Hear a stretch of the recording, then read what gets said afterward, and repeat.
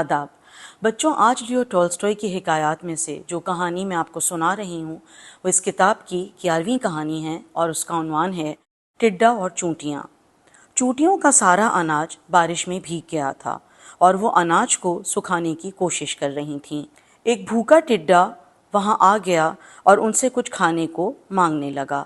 चूंटियों ने पूछा कि तुमने गर्मियों के मौसम में अनाज जमा क्यों नहीं किया? टिड्डे ने कहा, मेरे पास वक्त नहीं था, मैं गर्मियों में गाने गा रहा था। चूंटियों ने कहा कि अगर तुमने गर्मियों में गाने गाए हैं तो बरसात के मौसम में नाचो। बच्चों, इस कहानी को पढ़कर हमें ये सबक मिलता है कि हर काम का एक वक्त मुकर्रर होता है और उसे उसी वक्त पे करना चाहिए। अगर ये कहानी आपको पसंद आई हो तो बताइएगा ज़रूर। शुक्रिया।